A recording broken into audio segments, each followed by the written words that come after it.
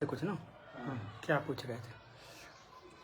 जैसे रामकृष्ण परमहंस, तो उन्होंने विवेकानंद को, उनकी माता जब बीमार थी विवेकानंद की, तो उन्होंने मना किया था कि आप देवी की सहायता नहीं लीजिएगा। तो ऐसा देवी की सहायता लेने से मना क्यों किया सर? ऐसा टेक्सचर में है। हाँ। अच्छा ठीक है, चलो आज 2 प्रश्न लेंगे। एक तो ये, एक और प्रश्न लेंगे। पीछे जब लाइव हुए थे तो एक बच्चे ने पूछा था हमसे, हाँ इसको पकड़ना ज़रा, हाँ हाँ इसको पकड़ना ज़रा, चाय को। पूछा था कि हमारे इतने सिद्ध संत हुए फिर भी उनके इष्ट के मंदिर तोड़े गए, क्या इष्ट स्थान में ऊर्जा नहीं थी, या फिर दुर्वासा, जमदग्नि, भृगि जैसे सिद्ध संत नहीं रहे जो कि कड़ा जवाब दे पाए? इस सवाल का कोई सेटिस्फैक्ट्री जवाब नहीं देता। गोल गोल घुमाते हैं। अच्छा चिंटू, ठीक है। देखो चलो उन दोनों बात पर बात करते हैं आज। तो मेरे चाय दो, इसको लगा दो शीशे को थोड़ा सा उधर से। हाँ ठीक। पहली बात तो यथार्थ में चीज़ों को देखना चाहिए जैसी हैं। हाँ, और हर एक के लिए यथार्थ अलग अलग होता है, एक ही तरह का यथार्थ नहीं होता है। व्यक्ति के साथ सत्य भी बदलता है, ठीक ना। हमें ये ध्यान रखना होता है कि जो व्यक्ति है, व्यक्ति का सत्य होता है, कोई सार्वभौमिक सत्य वाली बात जो है ना, वो ऐसे नहीं है। अब जैसे कि किसी को धूप अच्छी लग रही है, किसी को नहीं लग रही है, किसी को गर्मी है ना बर्दाश्त है, किसी को नहीं बर्दाश्त है। तो यथार्थ में हम देखें तो व्यक्तिगत सत्य होता है ना। तो रामकृष्ण परमहंस जी ने जो कहा उस स्थिति के लिए कहा होगा कि विवेकानंद जिस स्थिति में है, उनकी माता जी जो हैं, बच्चे का माता पिता से लगाव बहुत ज़्यादा होता है। और अभी नए छोड़ दें अलग बात है ना, लेकिन सच ये कि बहुत ज़्यादा होता है। और यदि आप ठीक आपकी स्थिति है तो आपका लगाव होगा, है ना। जैसे गुरुजीएफ कहता था कि जड़ों से यदि नाता टूट गया, ठीक है ना, कई परंपरा में, लौत्से की परंपरा में भी, यदि आपके जड़ों से नाता ठीक नहीं है तो आपका जीवन ठीक नहीं होगा। जिन लोगों के भी अपने माता पिता से ठीक रिश्ते नहीं है, उनका जीवन बहुत अच्छा, फिर उनकी जो व्यक्तिगत है फैमिली लाइफ जिसको कहते हैं, शादी वगैरह उनके बच्चों के साथ, वो खराब होता ही। एक्सेप्शन अलग चीज़ है। नॉर्मली यदि आपका रिश्ता आपकी फैमिली के साथ नहीं है तो आगे भी आपकी चीज़ें ठीक नहीं होंगी। तो साधक जब कोई साधना करने चलता है तो ये सारे बंधनों को उसको तोड़ना पड़ता है। विवेकानंद जी रामकृष्ण परमहंस के पास पहुंचे और उनकी माता जी बीमार थी, तो उन्होंने कहा कि भाई ये मत करना, क्योंकि वहाँ उनको लग गया होगा ये कमज़ोर इसकी नब्ज है, अपने लिए तो कुछ नहीं मांगेगा। विवेकानंद जो है, लो इसको रखो। विवेकानंद जी के बारे में कहा जाता है कि जब उनकी स्थिति खराब हो गई, पिता बहुत अच्छी स्थिति में थे, लेकिन ऐसा ही होता है कि जब, और उन्होंने अपने जितने रिश्ते नाते के लोग थे सब उनके बंगले में रह रहे थे, क्योंकि उस समय वो बहुत बड़े वकील थे कलकत्ता के। लेकिन जब भी वो गए तो जिन लोगों को उन्होंने रखा हुआ था, आश्रय दिया हुआ, तो उन्होंने उनको भय हुआ। तो अक्षर अर्थ शास्त्र में एक नियम है कि नकली नोट जो है ना असली नोट को बाहर कर देता है। तो ये सारे नकली को परेशानी किससे है? आपस में नहीं है, जो असली है उससे परेशानी है। तो ये हर क्षेत्र में ही है ऐसा कि जो नकली है ना, वो लोग तो आपस में गठजोड़ कर लेते हैं कि चलो, और असली से उनको खतरा होता है कहीं सच में असली आ जाए। प्लास्टिक के फूल वाले जो है ना, उनको उससे दिक्कत होती है जो सच में फूल हो, क्योंकि फिर उनको कोई नहीं पूछेगा। यदि एक बार ठीक आपको गुलाब का सुगंध आ गया तो फिर आप प्लास्टिक का फूल क्यों लेना पसंद करेंगे? वैसे ये ताज़ा गुलाब का फूल आपको उपलब्ध हो जाता है। तो विवेकानंद के रिलेटिव्स ने उनको बाहर कर दिया, और आपस में तो हम सब चोर चोर मशेरे भाई हैं, ये असली है, ये रहा तो फिर हमें निकाल सकता है, सबके शत्रु हो गए। तो बड़ी दिक्कत हुई उनको, विवेकानंद जी को। और बाद में रामकृष्ण परमहंस के पास मदद के लिए पहुंचे।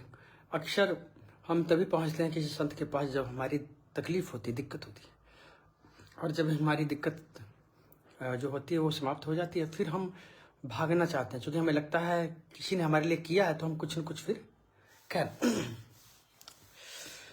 अब उसके बाद उनको साधना, रामकृष्ण परमहंस ने देखा कि साधना में ये जा सकते हैं, इनकी स्थिति है, तो वो एक तरह से उनकी परीक्षा थी, उनका लगाव बहुत था वहाँ से, और वो कुछ कर नहीं पा रहे थे, एक छोटी सी नौकरी भी नहीं कर पा रहे थे, जबकि इतने टैलेंटेड थे वो इतना उनकी स्थिति ऐसी थी तब भी। तो एक ये गिल्ट कि हम कुछ कर नहीं पा रहे हैं, सारा कुछ होने के बाद फिर परिवार आ गया था सड़क पर। तो उन्होंने अपने माता के बारे में कहा ना कि हाँ, उसको बंद कर दीजिए आप लोग, सारे लोग मोबाइल बंद कर दीजिए। हाँ, तो अब स्थिति ये हो गई है ना, अब स्थिति ये हो गई कि विवेकानंद जी जो है ने कहा कि भाई हमारी माता जी की बीमारी, तो ये एक तरह से उनकी परीक्षा थी, और उन्होंने गुरु की बात माननी कि नहीं माननी। तो उन्होंने माना, और उन्होंने उसके लिए देवी को नहीं कहा, तो उस एग्जाम में वो पास हो गए।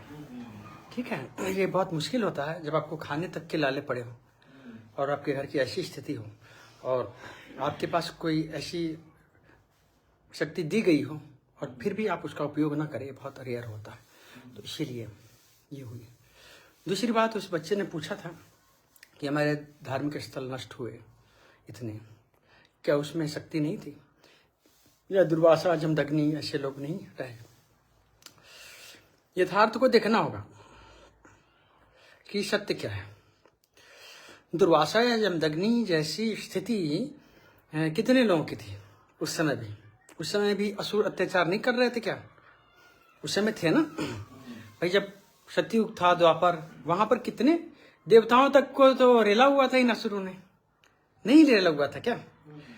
तो ऐसा नहीं कह सकते कि उस समय यदि शक्तिधर लोग थे, बहुत थे, पहले तो बहुत नहीं थे, थोड़े से थे, क्योंकि उस स्थिति में पहुंचना बहुत मुश्किल बात होती है। दूसरी बात कि उनके होने के बावजूद भी उस समय में भी अत्याचार हो रहा था। रावण ने देखो कितने ऋषियों को परेशान किया हुआ था ना, यथार्थ तो यही है। विश्वामित्र के यज्ञ को भंग किया, राम जी को आना पड़ा, कारण कोई भी हो, ऋषि शस्त्र नहीं उठाते, क्या जो भी कारण है, या ऋषि एक ऐसी स्थिति है कि वो सबके लिए समान हो जाते हैं। गुरु या सन्यासी को शिव से तुलना की गई है। शिव, कल शिवरात्रि भी है, तो भगवान शिव एक ऐसी स्थिति में है कि उनके पास सबका स्वागत है, असुर सुर जो भी। अब राम भी भगवान शिव की उपासना कर रहे हैं, और रावण भी कर रहा है। तो सीधी बात है कि हम आंखों पर पट्टी बांधने की ऐसे संत थे जी तो कैसे हो गया? तो रामायण काल में भी थे, कृष्ण के समय में भी थे, क्यों हुआ ऐसा? बात यह है कि वो जो उस स्थिति में पहुंचने की सबसे बड़ी यही शर्त है कि आप निष्काम होते चले जाएं, और जो कर रहा है उसको उसका परिणाम भुगतने दें। आप अपनी जिम्मेदारी संभालिए, आप निर्लेप स्थिति में होते चले जाइए। सभी जो रिपु हैं, षड रिपु, जान के आश्चर्य होगा तुम्हें, तुम बच्चे जिसने पूछा है, कि अंतः करुणा और दया भी बंधन हो जाता है, उसमें भी आप बन जाते हैं। बहुत जैसे जड़ भरत का है उदाहरण। जड़ भरत एक छोटे से मृग में आसक्ति हो गई, उसे कौन देखेगा? ऐसा बहुत से संतों के साथ हुआ है। तो अंतः करुणा और दया भी जो है ना, वो भी बंधन है, उसको भी त्याग देते हैं, वो बिल्कुल ही ऐसे हो जाते हैं अवधूत, काष्ठवत, है ना। तो अब सीधी बात है कि ऐसे संत थे और हैं, लेकिन वो उस स्थिति में पहुंच जाते हैं जिनके लिए सब कुछ सम हो जाता है। दूसरी बात, कोई भी व्यवस्था यदि होती है तो क्या सिर्फ संत ही जिम्मेदार है? उस समय के लोग, यहाँ का समाज कहाँ था? जिनको समाज में जीना था, जिनको फैमिली बसानी थी, जिनको राज्य करना था, जिनको मोक्ष के अलावा 3 पुरुषार्थ चाहिए था, वो क्यों इतने नपुंसक हो गए? परमात्मा, हम ये नहीं कह सकते कि हमारी धर्म में सिर्फ परमात्मा को पा सकते हैं और कहीं कुछ है भी नहीं। इसका मतलब जो आदिवासियों की तरह रह रहे हैं वहां भगवान को नहीं पा सकते हो, या किसी और जगह परमात्मा को किसी नाम रूप में। अब इसका एक उदाहरण ऐसा है जैसे कि सावर मंत्र है। सावर मंत्र है, अभी भी कोई सिद्ध संत होते हैं। अब जैसे मान लो कि मैं हूं, मैंने मान लो 20 साल भैरव जी की उपासना करी, 20 साल में भैरव जी ने मुझे दर्शन दे दिया, ठीक। अब मैंने उनसे ये आशीर्वाद मांग ली कि मैं जिस रूप में भी आपको याद करूंगा, जिस मंत्र के माध्यम से आप आएंगे, और वो मंत्र, तो अब मैं जिस तरह से मंत्र बना लूंगा, और यदि मैंने किसी को दे दिया दीक्षा तो उस मंत्र से वो मंत्र काम करेगा। इसी तरह से मंत्र सावर बने हैं। तो सीधी सी बात है कि अलग अलग परंपरा में भी जो लोग हैं वो किसी न किसी रूप में उसको याद कर रहे हैं। निश्चित रूप से हो सकता है कि उनकी और सामाजिक व्यवस्थाएं हमें सूट करें न करें, वो अलग बात है। सुधार की आवश्यकता तो सबको है, हमें भी है। क्या हमें नहीं है? हम कहें कि हम हिंदू हैं तो क्या हमें हमारे समाज में दिक्कत नहीं है? हो सकता है कम हो, ये मान सकते हैं कि कम हो, लेकिन है तो सही। तो अब ये हो सकता है कि उन्होंने, और वहां तक जाने का रास्ता वही है, वही संयम, वही नियम, वही संकल्प, वही तप, रास्ता अलग नहीं है। समझ रहे? मेरा बार ध्यान उधर भी जाता, चूंकि लोग बैठे हुए हैं, ठीक। तो रास्ता वही है, रास्ता उसी गुरु निष्ठा, उसी तरह से बैठक लगानी, एक आसन में बैठना, केंद्रित होना। सबसे बड़ी बात, एक स्थिति में टिकना, मन को, श्वास को, शरीर को स्थिर कर देना, ठीक है। और एक गुरु के सानिध्य में चलना। जो परंपरा से प्राप्त कोई भी शब्द है या कोई भी चीज है जहां हम टिका सके मन को, ठीक। तो अब यदि अगले किसी कौम के किसी व्यक्ति ने साधना कर, तो ऐसा कैसे हम कह सकते हैं कि नहीं थे? अब हाँ, एक कहानी भी है ना कि अजमेर में जो थे उनकी लड़ाई हुई थी, वो अजयपाल जी नाथपंथ के थे, बहुत बड़े संत थे, लेकिन युद्ध हुआ उनके बीच में, तो ये तो मानना होगा कि उनके पास भी कुछ होगा, अजमेर वाले के पास, क्योंकि नाथपंथ के बहुत अच्छे सिद्धों में है अजयपाल नाथ, तारा भगवती के बहुत अच्छे उपासक रहे। लेकिन इतने दिन युद्ध चला और फिर वो उसको लेके कहते हैं पाताल चले गए, कहे कि बहुत लंबा युद्ध खींचेगा। इसका मतलब अगले व्यक्ति के पास भी कुछ तो था। भाई रावण भी लड़ रहा था तो शिव की शक्ति से ही तो लड़ रहा। हो सकता है वो कोई, आप रुद्राक्ष की माला पर जप कर रहे हो, वो अस्थियों की माला पर जप कर रहा हो। ये जितना इस तरह की चीजें हैं, इसको मोबाइल को रखो उधर, ये हमने देखी। हाँ, इस तरह की जो चीजें हैं अघोर मार्ग में, वो अधिकतर वो असुर लोग करते, चूंकि जल्दी होती चीजें। ऐसा नहीं कि इधर नहीं करते, लेकिन वो अस्थि माला, मुंड माला, ये चीज जल्दी एक्टिव होती है चीजें, मुंड पर बैठ के करना, ये जो भी है, ठीक। तो अब कर तो शिव का ही रहा था, तो परमात्मा का कहीं न कहीं से वो केंद्रित होकर, और ऐसा हम नहीं कह सकते कि अगले व्यक्ति के पास शक्ति नहीं थी। हाँ, ये हम कह सकते हैं कि अगले ने किसी कारण से हम पर अत्याचार किया या ऐसा हुआ, बात ठीक है, दिखती है बात। ये हिंदू ज्यादा सहिष्णु रहे हैं, बात सत्य है। तो मुझे ऐसा लगता है। दूसरी बात कि इष्ट में क्या बल नहीं था जो उनके स्थानों को नष्ट किया गया। इष्ट को क्या मतलब है? हमने उनकी आराधना के लिए किसी स्थान को बनाया, क्या हमारी जिम्मेदारी नहीं है कि हम अपने घर की रक्षा करें? हम इतने नपुंसक क्यों हो गए? और उधर भी, इसको हटा दे, हाँ, उधर भी अपने ही लोग थे। आज आप देख लो, आप कहोगे कैसे अपने लोग थे? आज आप देख लो, समाज में, परिवार में ही कितना विरोध है एक दूसरे के प्रति, भाई भाई में एक दूसरे को परेशान करने पर लग जाते हैं ना, मित्र मित्र में।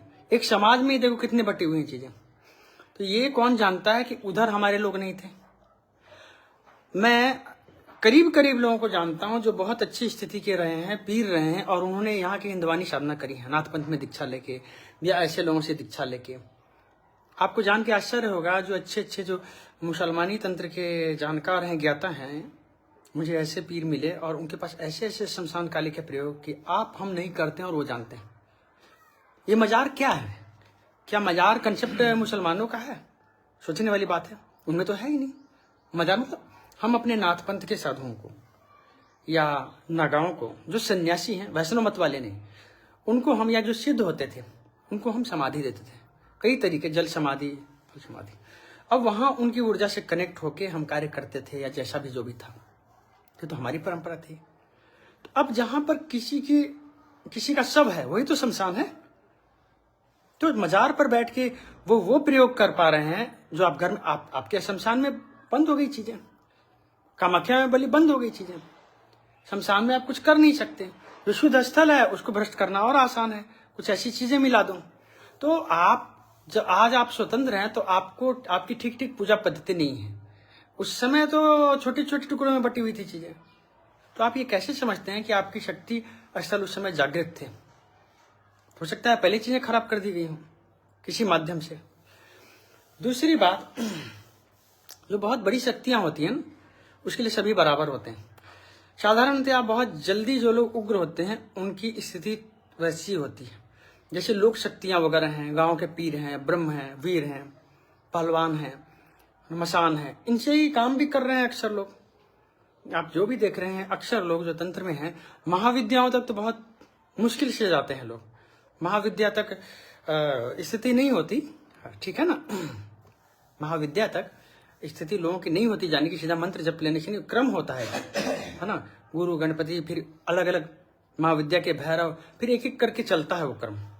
तो वहां तक तो बहुत मुश्किल है। आपको शायद 20 साल लग जाए। लेकिन 20 साल सुन के ही लोगों को लगेगा अरे क्या कह रहा है। और कलयुग में एक मंत्र का 100 गुना। जैसे अब पंचाक्षरी है तो 5 लाख अपनी 4 गुना, 20 लाख नियम से व्यवस्था। लेकिन यदि आप एक बार भी कर लेंगे किसी का, तो फिर आप में वो स्थिति आएगी।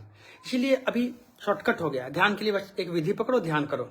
होता क्या है, उपलब्धि क्या हुई? क्या एक पत्ते को भी आप हिला सकते हैं? बात ये है, आप अपने जीवन में या आसपास के जीवन में, ठीक है ना, कुछ परिवर्तन कर सकते हैं। हाँ, तो वो तो नहीं हो पाता। अभी तुमने देखा ना, अब इनको आंखों की दिक्कत थी, अभी आ गई ना फर्क। तुम्हारे सामने है ना ये बात, उसी दिन से है ना फर्क सारे डॉक्टरों के बाद। तो आपके पास यदि ऐसा अग्नि रहेगा तो प्रकाश और ताप तो होगा। ये सिर्फ कोरी बातें करनी हो तो अलग है, लेकिन ऐसे व्यक्ति बहुत कम होते हैं। और वो ऐसा, अब मान लो अगला व्यक्ति भी, अब एक और उदाहरण है इसका, देख लेना। बंगाल में और शक्तियां ये नहीं मानती कि ईसाई है, हिंदू है, मुसलमान है। जो ठीक से उनके रूल को फॉलो करके, रूल मतलब संयम नियम से रह के एक विशेष गुरु के सानिध्य में दीक्षा लेके साधना करेगा, उसको शक्तियां साथ देंगी ही। समझ लो इस बात को, कोई भी हो। असुरों का उदाहरण है ना भाई, उन्हीं की शक्ति लेके देवताओं से लड़ते थे। शिवजी से आशीर्वाद प्राप्त करके शिवजी से ही लड़ा ना भस्मासुर से लेके सारे लोगों ने। क्योंकि सबसे ऊपर क्या है अंत, सबसे ऊपर है नियम, रीत, नियम, प्रकृति, ठीक है ना। ठीक, अब उस नियम में सभी बंधे हैं। जो भी इस आकार में आ गया, निराकार जब आकार में आ गया, तो आकार के नियम को वो मानेगा। क्योंकि ये खेल है, खेल के फिर अब क्रिकेट खेलने जा रहे तो फुटबॉल थोड़े उसमें करने लगोगे, है ना। फुटबॉल का नियम भाई फुटबॉल का नियम है। आपको यदि खेल खेलना है, आपने निर्णय लिया चलो आज क्रिकेट का मैच खेलते हैं, ऐसा थोड़ा है कि फिर फुटबॉल के तरीके से आप गोल करने लगोगे। तो जो भी निराकार को उपलब्धि भी हो गए, यदि वो आकार में है तो उसके नियम को स्वीकार करते हैं। तोड़ नहीं सकते ऐसी बात नहीं है, लेकिन फिर वो खेल नहीं रह जाएगा, ठीक है। तो अब बात इतनी सी है ना। तो अब एक बंगाल का मैं उदाहरण देता हूँ। एक काला पहाड़ नाम का हुआ व्यक्ति, कहते हैं वो बहुत अच्छे योद्धा थे और उनको किसी मुमनल लड़की से प्रेम हो गया, वो ले आए और बहुत सफल थे, बहुत अच्छे योद्धा थे वो। तो जैसा अक्सर होता है, जो बहुत चमकता हुआ सितारा होता है, उसके आसपास लोग बर्दाश्त नहीं कर पाते हैं उसको। उसके चाहे मित्र हो, फॉलोवर हो, आसपास हो, क्योंकि सबको भले आपकी 2 केजी उठाने की क्षमता ना हो, लेकिन यदि कोई वर्ल्ड रिकॉर्ड तोड़ रहा है ना, तो आपको उससे दिक्कत होगी। और आपके आसपास का है तो और दिक्कत होगी। आपकी क्षमता का उसकी क्षमता से कोई लेना देना नहीं है। तो आसपास के लोग अकारण ही ईर्ष्या में पड़ जाते हैं और वो समय खोज रहे होते हैं कि कब आपको नीचा दिखाया जा सके। ठीक है ना, आपको अपमानित किया जा सके। तो किसी साधारण व्यक्ति ने यदि गलती की होती, ऐसा नहीं था कि शादियां नहीं कर रहे थे, लोग रख रहे थे उस समय भी, मुसलमानों ने हिंदू की लड़कियों को, हिंदू ने मुसलमानों की लड़कियों को, लेकिन कोई बहुत ज़्यादा स्थिति में हो, ठीक है ना, तो उसको फिर डाउन करने के लिए उसको लोगों ने अपमानित किया, परेशान किया, वो चिढ़ गया, ठीक है ना, एक स्थिति चिढ़ गया वो, तो फिर अब उसने अष्टनायिकाओं की साधना की हुई थी। थोड़े लोग जानते होंगे या नहीं भी, जैसे योगिनी होती है, अच्छी नहीं होती, वैसे अष्टनायिकाएं होती हैं, बहुत जल्दी सिद्धि मिलती हैं और हर चीज़ देने में समर्थ हैं। और उसके बाद उसने पूरे बंगाल में उतने लोगों को मुसलमान बनाया जितने किसी मुसलमान ने नहीं बनाया। किस शक्ति से? पीछे अष्टनायिकाओं की शक्ति खड़ी थी। तो ऐसा नहीं है और कि मुसलमानों ने ही किया, हमारे अपने लोगों ने भी किया, जो उस तरफ चले गए किसी कारण, हमारे ही कारण, हमारे लोगों के कारण या कुछ और कारणों से, और कुछ उस तरफ के लोग जो इधर की साधना पद्धतियों को सीख गए उनके कारण, क्योंकि अब ठीक, क्योंकि वो उस वहां की ऊर्जा शक्ति को बैलेंस करना जान गए कि कैसे किया जाए तो चीजें खराब नहीं होंगी। और कुछ लोग ऐसे थे जो तपस्वी थे भी, उसी स्थिति में थे, उन्होंने अपने लोगों का साथ दिया, क्योंकि अंततः किसी भी स्थिति में आप पहुंच जाते हैं, अपने जिन लोगों में आप होते हैं उनका मुंह छोड़ना बहुत मुश्किल होता है, चाहे जिस परिवार में हो, चाहे आप जिस देश में हो, समाज में हो, उसका मुंह कहीं ना कहीं होता है। उस चलते आप कहीं ना कहीं रास्ते से हटके, या जो गुरु होते हैं अपने शिष्यों के लिए मर्यादा तोड़ देते हैं, कभी कोई नहीं तोड़ना, प्रकृति में नहीं हस्तक्षेप करना चाहिए, फिर भी करते हैं। तो ये बात है। अभी तो इतना ही आया, ठीक, देखिए कितना समय हो गया, अच्छा ठीक है। तो आज कहिए कल शिवरात्रि है, खूब शिवरात्रि की शुभकामना, और खूब अच्छे से करें। शिवरात्रि के विषय में भी कुछ बातें हम ध्यान में रखेंगे। एक तो जब शिवरात्रि आप कर रहे हैं तो जितना संभव हो आप पूरे भाव से करें। दूसरी बात कि गुरु, गणपति, भैरव आदि का करने के बाद शिव की पूजा सबसे अंत में होती है, कोई भी इष्ट हो आपके, ये ध्यान रखेंगे। शिव की पूजा के बाद कहते हैं कि कोई और पूजा नहीं, साधारणतः ऐसे जैसा जिसको कुल परंपरा से चल रही है। दूसरी बात, भगवान शिव की जब पूजा करते हैं तो उनका एक स्वरूप जो कीर्तिमुख है उसका भी जरूर करना चाहिए ध्यान, क्योंकि उनकी पूजा, शिव जी ने उनको वरदान दिया था कि उनके बिना याद किए, बिना पूजा किए उनकी पूजा सफल नहीं होगी। तो छोटी छोटी बातें हैं जो हम छोड़ देते हैं, जिसके चलते हमें पूरा लाभ नहीं मिल पाता, और इसीलिए कोई मार्गदर्शक या गुरु की जरूरत होती है। इसमें बहुत सी बातें हैं, जैसे यदि आपने शिवलिंग रखा हुआ है तो नंदी, अब एक बाबा आए थे, हाँ, तो उन्होंने सब जगह हटवा ही दिया शिवलिंग को, ठीक है। वो चटनी, नाम ठीक नहीं है किसी का, सब जानते हैं, चटनी और चूरन से ठीक करते थे चीज़ों को। तो हम अपनी परंपरा को, कोई भी नया व्यक्ति आ जाता है, ठीक है, उसमें हो सकता है कुछ हो, लेकिन ऐसा वो बिना जाने समझे आपकी परंपरा को समाप्त कर रहा है। अब देखो ना, अभी कामाख्या सब जगह क्या स्थिति हो रही है, जो वैष्णव मानसिकता के लोग हैं उनके कारण, है ना। अपने, इससे अच्छा है कि आप सब जगह ही बंद कर दो नशा मांसाहार, लेकिन बिहार में बंदी हुई नशा, क्या हुआ, कितना फायदा हुआ बताओ। लोग मिनी पंजाब बना बैठे हैं, चिट्टा ले रहे हैं लोग, और ब्लैक में बिक रही है शराब।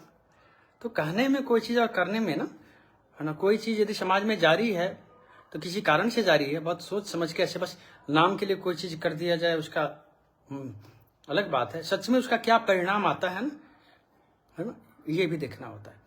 तो ये चीज़ें हैं। फिर जिनको भी शिवलिंग वगैरह रखा हुआ है उन्होंने, नंदी जरूर होना चाहिए, नंदी का मुख किस तरफ, ये सारी बहुत सी चीज़ें हैं। शिवलिंग है तो उनका शिव जी का सिर खाली नहीं होना चाहिए, उस पर अर्घा वगैरह सारा कुछ होनी चाहिए चीज़ें, है ना, खाली नहीं, मतलब मुकुट या कोई भी चीज़ या अक्षत ही हमेशा रखा रहना चाहिए। ये सब चीज़ें हैं, ये सब चीज़ें न होने के चलते हमें उतना लाभ नहीं मिलता और चीज़ें खराब हो जाती है। तंत्र अपने आप में अद्भुत है, आपको पता हो उस चीज़ का तब, इसीलिए या तो कुल परंपरा से जो चीज़ जारी है वो मान्य होती है, या फिर आपको कोई ना कोई उसमें मार्गदर्शक, फिर वही चीज़ें जो आप कर रहे हैं, आपके आसपास की चीज़ बहुत ही अद्भुत लाभ देने लगता है। ठीक है, चलो, शिवरात्रि की खूब शुभकामनाएं। और ठीक, फिर कोई प्रश्न होगा तो हम देखेंगे। मैं आशा करता हूँ कि इस प्रश्न में जो बच्चा है उसको गोल गोल घुमाना नहीं मिला होगा,